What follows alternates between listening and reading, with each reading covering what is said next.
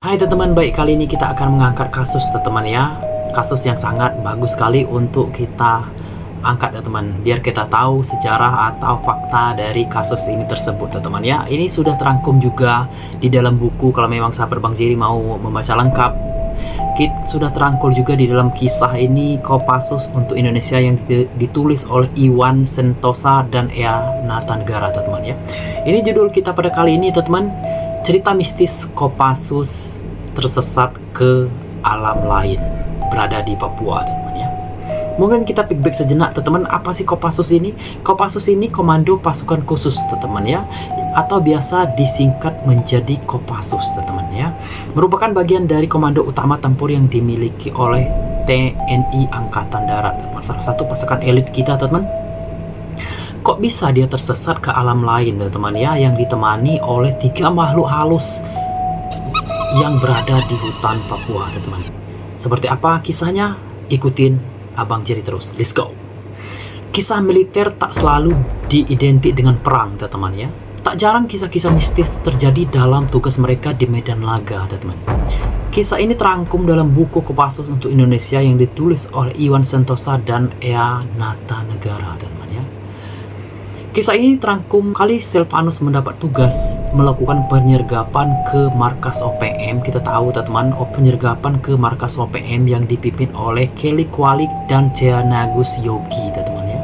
Markas ini berada jauh di dalam hutan. Jarak markas dengan posko tugas Silvanus di Timika adalah 6 hari perjalanan darat melewati hutan belantara teman-teman ya.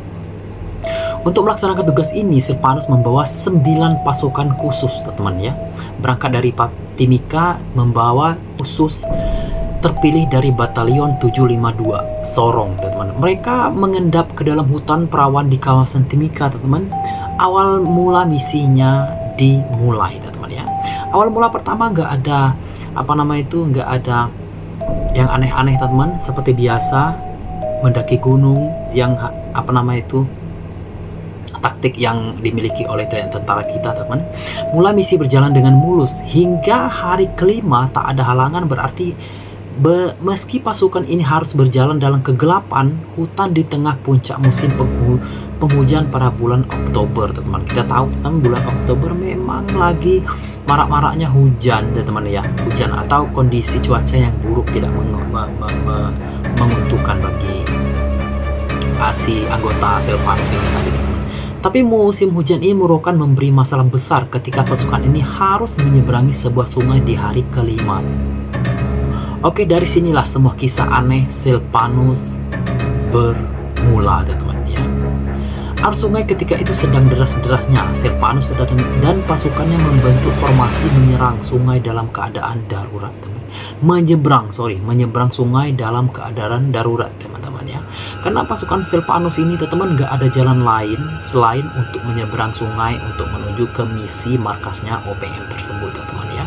5 pasukan pertama menyeberang dengan lancar. Ketika tiba giliran pasukan ke-6, sang pasukan terbawa arus air yang tajam atau yang deras teman-teman. Silvanus berupaya menyelamatkan sang anak buah dengan ikut terjun ke dalam air, tapi naas teman-teman ya. Pada akhirnya ia ikut terseret arus yang sangat deras tadi teman-teman. Silvanus memang berhasil menepi, tapi ia sudah terpisah jauh dengan kesatuannya. Ia sendiri di tengah hutan di ketinggian 4000 meter di atas permukaan laut teman. Terbayang nggak teman ya?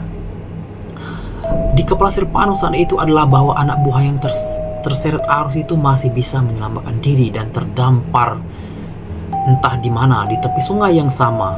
Maka alih-alih berusaha kembali ke lokasi awal pasukan ini menyeberang, ia berusaha seorang diri mencari kopral tersebut, karena yang hanyut yang pertama itu adalah anak buah dia teman-teman ya, kopral. Jadi Silvanus ini sebagai komando atau pasukannya, kepala pasukan, jadi dia harus bertanggung jawab kepada anak buahnya teman-teman. Jadi akhirnya dia ikut terseret ombak teman-teman ya. 1 hari pencarian berakhir sia-sia, 2 hari masih tak ketemu. Ketika Silvanus memutuskan untuk kembali ke posko untuk mencari bantuan teman-teman ya. Ia sudah terlalu jauh tersesat ke dalam hutan seorang diri, teman-teman. Dari mencari, kini Silvanus menjadi orang yang dicari, teman-teman ya. Dia mencari anak buahnya, sekarang orang yang mencari dia, karena dia yang hilang pada saat itu, teman-teman. Ini sangat tragis sekali, teman-teman ya. Memang kisah ini bukan Abang Jerry yang membuat-buat, memang ini adalah kisah nyata, teman-teman. Jadi kita perlu tahu salah satu sejarah bangsa kita, teman-teman ya. Jadi pasukan Kopassus ini tidak mudah di pertempuran di medan, teman-teman. Salah satunya seperti Abang Jerry ceritakan kepada teman-temanku semua. Selama 11 hari ia dinyatakan hilang, teman-teman. Kita kalau manusia normal 3 hari itu sudah lemah. Mungkin Silvanus ini fisiknya sangat bagus, sangat prima, teman-teman. Jadi 11 hari dinyatakan hilang ketika ditemukan pada hari ke-11, teman-teman ya. Badannya tinggal kulit berbalut tulang, teman-teman. Matanya terus berputar seperti penarik kecak, teman-teman. Ini Abang Jerry mulai merinding cerita, teman-teman ya, mulai merinding karena pada saat inilah terjadinya hal-hal mistis yang terjadi pada Silvanus, teman-teman. Abang Jerry sampai merinding cerita ini, teman-teman ya. Tangan dan kaki bengkak bekas tertusuk potongan kayu hutan, teman-teman. Ajaibnya, selain kondisi fisik yang sangat lemas, dokter menyatakan Silvanus baik-baik saja, teman-teman. Ia tidak terkena cacing tambang lazim orang yang tersesat di kawasan hutan. Silvanus juga dinyatakan bebas dari malaria, teman-teman ya. Dia selama 11 hari menghilang, tapi dia dinyatakan dengan kondisi yang sehat, teman-teman ya. Ini bermula kejadian atau cerita mistisnya dimulai, teman-teman ya. Abang Jerry menceritakannya ini merinding, teman-teman ya. Lantas apa yang terjadi selama 11 hari Silvanus menghilang di hutan? Ini kita akan bahas, teman-teman ya, di part ending. Hari awal Silvanus masih bisa bertahan dengan baik.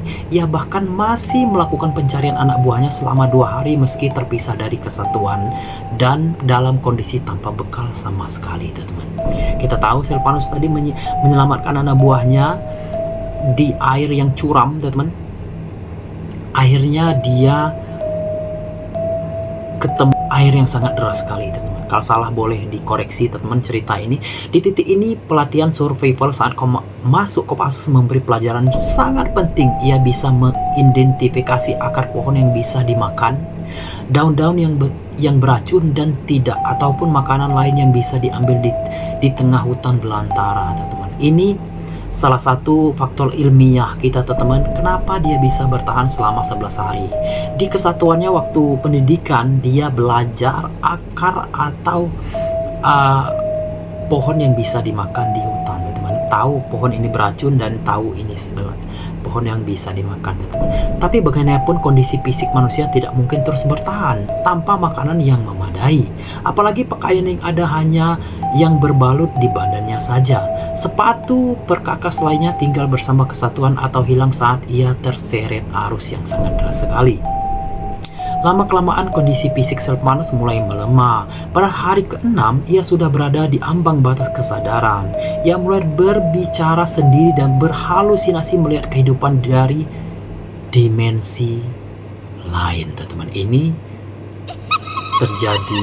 selanjutnya terjadinya kisah mistis pada Silvanus ini, teman-teman. Kita sebut saja Silvanus, teman ya.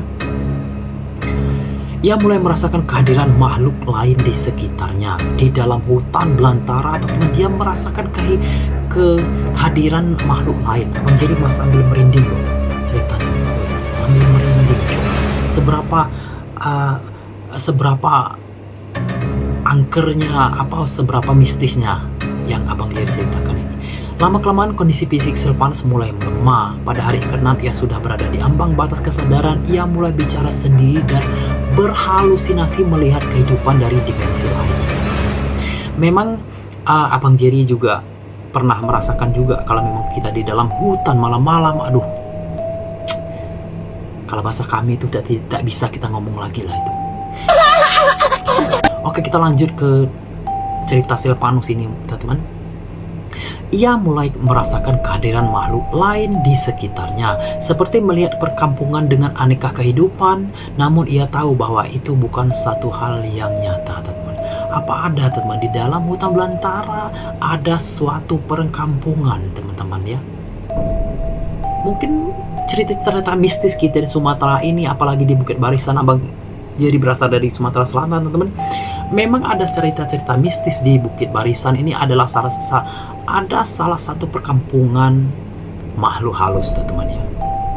Tak banyak yang mampu ia ingat selama tersesat seorang diri di dalam hutan, kecuali ada 3 orang yang senantiasa menemani kala itu teman-teman. Wow, ada 3 orang. Apakah prajurit dia teman-teman, ataukah yang disebut dengan makhluk halus teman-teman ya. Ada 3 orang yang senantiasa menemani kala itu. 3 orang ini membantu memijat kakinya ketika ia memulai beristirahat waktu malam, memijat pundaknya dan berbagi rokok dengannya teman-teman. Wow. Yang ajaib, Silvanus masih mampu terus berjalan. Pada hari ke-11 ia akhirnya ditemukan. Ya teman-teman, Silvanus masih mampu terus berjalan. Pada hari ke-11 ia akhirnya ditemukan dengan kondisi selamat meski tubuhnya sudah benar-benar lemah teman-teman ya. Kondisi fisiknya berangsur membaik setelah menjalani perawatan selama beberapa hari teman-teman. Silvanus selamat dan sempat dimandikan air kembang pukul 12 malam setelah kondisinya membaik. Pertanyaannya gini, kok bisa dimandikan kembang jam 12 malam? Memang adat kita di Indonesia ini teman-teman ya. Rupanya Silvanus pulang itu tidak sendirian teman-teman. Abang jadi sampai merinding menceritai ini. Silvanus pulang membawa 3 orang makhluk halus tertempel di badan Silvanus. Akhirnya orang pintar supaya dimandikan kembang jam 12 malam teman-teman. Dia pulang tidak sendirian teman-teman, membawa 3 makhluk halus kawan dia yang di hutan itu teman-teman ya. Silvanus selamat dan sempat dimandikan air kembang pukul 12 malam setelah kondisinya membaik. Namun teka-teki siapa yang menemani selama di dalam hutan tak pernah terjawab sampai sekarang teman-teman. Wow, ceritanya sangat menarik sekali teman-teman ya. Oke teman-teman, mungkin cukup kita bercerita pada kali ini teman-teman ya, sejarah mistis Kopassus terdampar di hutan Papua teman-teman ya. Mungkin kita disclaimer sebentar teman-teman. Disclaimer ini bukan abang jadi menyudutkan seseorang, bukan. Ini lebih ke pelajaran kita ke depannya teman-teman ya. Kalau memang bukan kita sebagai rakyat biasa, kalau memang ke hutan tanpa kawan atau tanpa orang yang jelas, dalam artian orang yang mengerti hutan, jangan coba-coba ke dalam hutan teman. Mungkin cukup video pada Bang Jadi kali ini. Kalau memang suka, mohon dibantu untuk like, komen, dan subscribe channel Bang Jadi. Yang sudah subscribe, Abang Jadi doakan semoga panjang umur, sehat selalu, dan dimurahkan rezekinya tentunya teman-teman. Sampai jumpa di part selanjutnya. Sampai jumpa teman-teman semua.